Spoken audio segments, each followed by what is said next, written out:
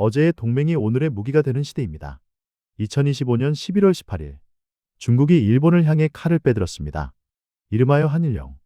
일본산 식품과 화장품, 의약품을 막는 수입 제한 조치가 시작됐죠. 중국 정부는 말합니다.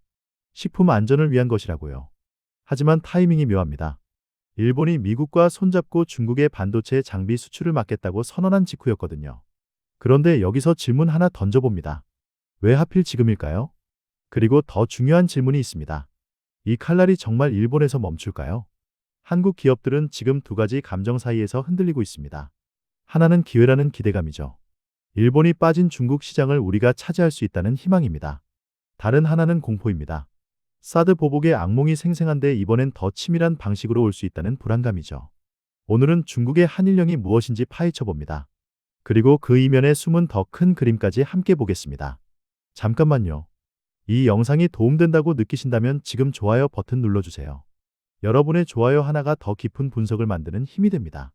그럼 이제 본격적으로 들어가 보겠습니다.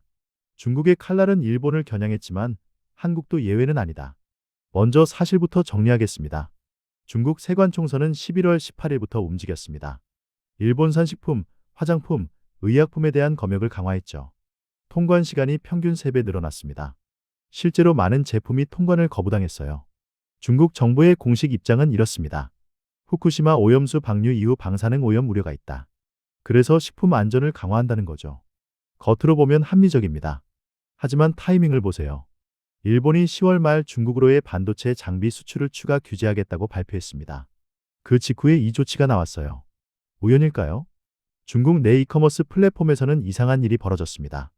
징둥닷컴과 타오바오에서 일본 제품이 사라졌어요. 검색해도 안 나옵니다. 판매가 중단됐죠. 중국 SNS를 보면 더 흥미롭습니다. 일본 OUT 해시태그가 급속히 확산됐어요. 중국 제품 애용 운동도 번지고 있습니다. 이게 자발적인 움직임일까요? 아니면 누군가 의도적으로 조성한 분위기일까요? 여기서 패턴이 보입니다. 중국은 과거에도 비슷한 방식을 썼어요. 2016년 한국의 사드 배치 때를 기억하세요. 안전 점검 명목으로 롯데마트를 폐쇄했습니다. 한류 콘텐츠는 심해 강화로 차단했죠. 이건 단순한 보복이 아닙니다. 중국은 경제를 무기화하는 법을 알고 있어요. 그리고 그 무기는 언제든 방향을 바꿀 수 있습니다. 달콤한 기회 뒤에 숨은 함정, 당신은 볼 수 있는가? 표면적으로는 기회처럼 보입니다. 일본 화장품이 빠진 중국 뷰티 시장이 있습니다. 일본 식품이 사라진 프리미엄 식품 시장도 있죠. 이 공백을 K-뷰티와 K-푸드가 메울 수 있다는 기대감이 퍼지고 있어요. 실제로 일부 한국 화장품 브랜드의 중국 내 검색량이 급증했습니다. 수출 문의도 늘어났다는 보도가 나왔어요. 하지만 냉정하게 생각해봐야 합니다. 이게 정말 기회일까요? 전문가들은 이걸 독이 든 성배라고 표현합니다. 당장은 달콤해 보이지만 장기적으론 치명적일 수 있다는 거죠. 첫째, 중국은 언제든 한국을 타깃으로 삼을 수 있습니다. 지금 일본에게 하는 일을 내일은 한국에게 할 수 있어요. 사드 보복이 그 증거입니다. 한한령도 그 증거죠. 둘째, 지금 중국 시장에 더 깊이 들어가면 의존도가 높아집니다. 한국의 대중국 수출 의존도는 이미 20%에 육박해요. 사드 보복 당시보다 오히려 더 취약한 구조입니다. 그리고 여기서 의문이 듭니다. 중국이 정말 일본 제품의 빈자리를 한국 제품으로 채우고 싶어 할까요? 중국은 자국 산업 육성에 혈안이 되어 있습니다. 일본 제품을 막는 진짜 이유는 중국 자체의 브랜드를 키우기 위함일 수도 있어요. 한국 기업이 잠깐 틈새를 비집고 들어갑니다. 그러다 중국 브랜드가 자리 잡으면 우리도 똑같이 밀려날 수 있죠. 더 깊은 의문도 있습니다. 왜 하필 지금 이 카드를 꺼냈을까요? 미국과의 패권 경쟁이 심화되는 시점입니다. 중국은 주변국들에게 메시지를 보내고 있는 건 아닐까요? 우리 편이 아니면 언제든 타깃이 될 수 있다는 경고 말입니다. 편을 가르는 세계, 중립은 사치가 됐다. 이제 더 큰 그림을 봐야 합니다. 한일령은 중국과 일본만의 문제가 아닙니다. 미국, 중국, 일본 그리고 한국까지 얽힌 신냉전 구도의 한 장면이에요. 미국은 지난 몇 년간 중국을 반도체 분야에서 고립시키려 했습니다. 네덜란드의 ASML과 일본의 도쿄일렉트론 같은 핵심 장비 기업들에게 압박했죠. 대중국 수출을 막으라고요. 일본은 미국의 요구에 응했습니다. 그리고 중국은 즉각 보복했어요. 한일령이 그 결과물입니다. 그렇다면 한국은요? 우리는 지금 어디에 서 있나요? 한국은 안보는 미국에 의존합니다. 경제는 중국에 의존하죠. 전형적인 줄타기 상황입니다.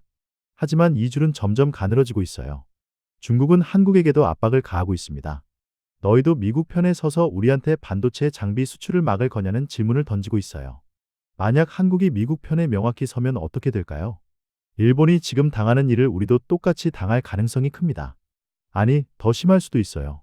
한국의 대중국 수출 의존도가 일본보다 훨씬 높으니까요. 반대로 중국 편에 서면요?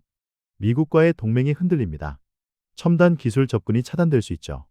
어느 쪽도 선택할 수 없는 상황입니다. 이게 지금 한국이 처한 현실이에요. 그런데 여기서 더 깊이 파고들어 봅시다. 혹시 이 모든 게 더 큰 각본의 일부는 아닐까요? 중국은 일본을 때리면서 한국을 시험하고 있는 건 아닐까요? 너희가 어느 편인지 확실히 보여줘라고 압박하면서 말이죠. 동시에 우리 편에 서면 일본이 잃은 시장을 줄게라며 당근을 내밀고 있습니다. 이건 단순한 무역 보복이 아닙니다. 지정학적 체스판 위에서 벌어지는 심리전이에요. 그리고 한 가지 더 봐야 합니다. 왜 하필 식품, 화장품, 의약품일까요? 이 품목들은 일반 소비자가 직접 체감하는 제품들입니다. 중국 정부는 국민들에게 메시지를 전달하고 싶었던 거예요. 우리가 일본을 응징하고 있다는 메시지를요. 다음 타깃은 누가 될 것인가?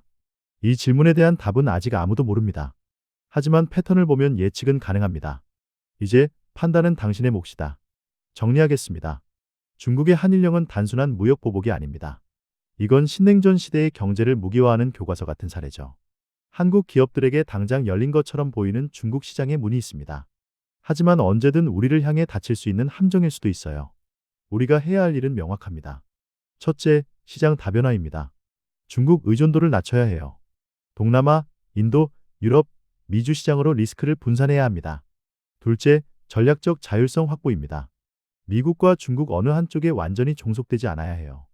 우리 국익을 최대화할 수 있는 정교한 전략이 필요합니다. 셋째, 핵심 기술 자립입니다. 반도체, 배터리, 바이오 같은 미래 산업에서 우리만의 경쟁력을 확보해야 합니다. 그래야 다른 나라의 압박에 흔들리지 않아요. 이번 한일령 사태는 한국에게 경고이자 기회입니다. 우리가 어떻게 대응하느냐에 따라 다음 10년의 운명이 결정될 수 있어요. 중국의 칼날이 일본을 스쳐갔습니다. 하지만 그 칼날은 아직 칼집에 들어가지 않았어요. 다음은 누구일까요? 그건 우리가 어떤 선택을 하느냐에 달려 있습니다. 영상이 도움되셨다면 좋아요와 구독 부탁드립니다. 그리고 여러분은 어떻게 생각하시나요?